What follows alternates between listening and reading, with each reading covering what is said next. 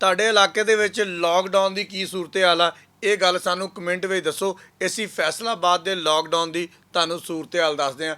America ਨੇ Iran ਨੂੰ ਕਿਹਾ ਸੀਗਾ ਕਿ ਅਸੀਂ ਤੁਹਾਨੂੰ ਪੱਥਰ ਦੇ ਦੌਰ ਵਿੱਚ ਲੈ ਜਾਵਾਂਗੇ, ਤੇ ਮੇਰਾ ਖਿਆਲ ਆ ਕਿ ਜਦੋਂ ਦਾ ਅਮਰੀਕਾ ਸਾਡੇ ਪਾਕਿਸਤਾਨ ਫੇਰਾ ਪਾ ਕੇ ਗਿਆ ਨਾ, ਅਸੀਂ ਪੱਥਰ ਦੇ ਦੌਰ ਦੇ ਲਾਗੇ ਲਾਗੇ ਚਲੇ ਗਏ ਹਾਂ। ਬਿਜਲੀ ਬੰਦ, ਗੈਸ ਬੰਦ, ਦੁਕਾਨਾਂ ਬੰਦ, ਕਾਰੋਬਾਰ ਬੰਦ। ਪਹਿਲੇ ਲੋਕੀ ਕਾਰੋਬਾਰ ਇਸ ਤੋਂ ਕਰਦੇ ਹੁੰਦੇ ਸੀਗੇ, ਆਪਣੀ ਮਰਜ਼ੀ ਨਾਲ ਜਾਵਾਂਗੇ, ਆਪਣੀ ਮਰਜ਼ੀ ਨਾਲ ਆਵਾਂਗੇ, ਆਪਣਾ ਬਿਜ਼ਨਸ ਹੋਏਗਾ, ਸਕੂਨ ਕਰਾਂਗੇ, ਨੌਕਰੀਆਂ ਤੋਂ ਜਾਨ ਛੁੱਟੇਗੀ। ਲੇਕਿਨ ਹੁਣ ਨੌਕਰੀਆਂ ਤੋਂ ਕੰਮ ਵੱਧ ਗਿਆ ਵਾ। ਜੇ ਤੁਹਾਡੀ ਆਪਣੀ ਦੁਕਾਨ ਆ, ਜੇ ਤੁਹਾਡਾ ਆਪਣਾ ਰੈਸਟੋਰੈਂਟ ਆ, ਜੇ ਤੁਹਾਡਾ ਆਪਣਾ ਕੈਫੇ ਆ, ਤੇ ਤੁਸੀਂ ਗੌਰਮੈਂਟ ਦੇ ਤੈਅ ਕਰਦਾ ਟਾਈਮ ਦੇ ਉੱਪਰ ਬੰਦ ਨਹੀਂ ਨਾ ਕਰਨਾ, ਤੇ ਤੁਹਾਡਾ ਉਹ ਹਾਲ ਹੋਣਾ ਵਾ ਜਿਹੜਾ ਤੁਹਾਨੂੰ ਮੈਂ ਦੱਸਣ ਲੱਗਾ ਵਾਂ। ਫੈਸਲਾਬਾਦ ਦੀ ਪੁਲਿਸ ਨੇ 70 ਮੁਕੱਦਮਾਤ ਦਰਜ ਕੀਤੇ ਆ ਤੇ 90 ਬੰਦੇ ਗ੍ਰਿਫਤਾਰ ਕਰਕੇ ਉਹਨਾਂ ਨੂੰ ਹਵਾਲਾਤ ਦੀ ਹਵਾ ਖਾਣੀ ਪਈ ਆ। ਬਾਜ਼ ਬੰਦੇ ਤਾਂ ਐਸੇ ਸੀਗੇ ਜਿਨ੍ਹਾਂ ਨੇ ਜੇਲ੍ਹ ਦੀ ਹਵਾ ਵੀ ਖਾਧੀ ਆ। ਭਲਾ ਕਿਉਂ? ਉਹਨਾਂ ਨੇ SOPs ਦੀ ਖਿਲਾਫਵਰਜ਼ੀ ਕੀਤੀ। ਇੱਕ ਦੁਕਾਨ 8 ਵਜੇ ਬੰਦ ਹੋਣੀ ਆ, ਉਹਨਾਂ ਨੇ 8:15 ਵਜੇ ਬੰਦ ਕੀਤੀ।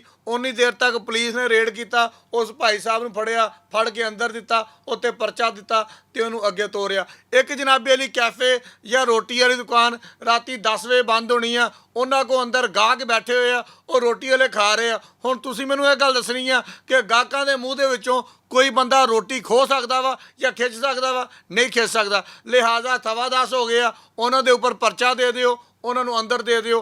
ਇਹ ਸਭ ਤੋਂ ਸੌਖਾ ਕੰਮ ਨਜ਼ਰ ਆ ਰਿਹਾ ਵਾ। ਸਾਡੇ ਫੈਸਲਾਬਾਦ ਦੀ ਸੂਰਤ ਹਾਲ ਤਾਂ ਇਹ ਹੈਗੀ ਆ ਕਿ 8 ਵਜੇ ਤਕਰੀਬਨ ਸ਼ਹਿਰ ਦੇ ਵਿੱਚ ਹਰ ਸ਼ੈ ਬੰਦ ਹੋ ਜਾਂਦੀ ਆ। ਜਿਹੜੀਆਂ ਚੀਜ਼ਾਂ 10 ਵਜੇ ਬੰਦ ਹੋਣੀਆਂ ਵਾ, ਉਹ 10 ਵਜੇ ਬੰਦ ਹੋ ਜਾਂਦੀਆਂ ਵਾ।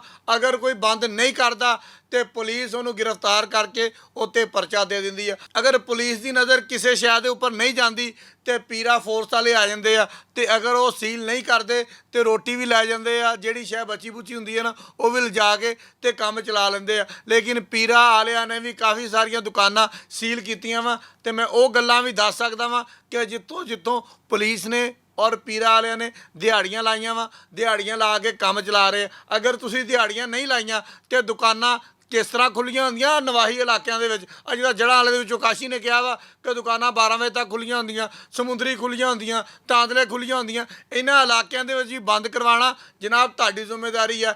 ਅਗਰ ਤੁਸੀਂ ਦਿਹਾੜੀਆਂ ਨਹੀਂ ਲਾਈਆਂ ਤੇ ਇਹਨਾਂ ਦੁਕਾਨਾਂ ਨੂੰ ਵੀ ਬੰਦ ਕਰਵਾਓ ਤਾਂ ਕਿ ਮੁਕੰਮਲ ਲਾਕਡਾਊਨ ਜਿਹੜਾ ਨਾ ਉਹ ਸਾਹਮਣੇ ਆ ਸਕੇ। ਬਹੁਤ ਸ਼ੁਕਰੀਆ।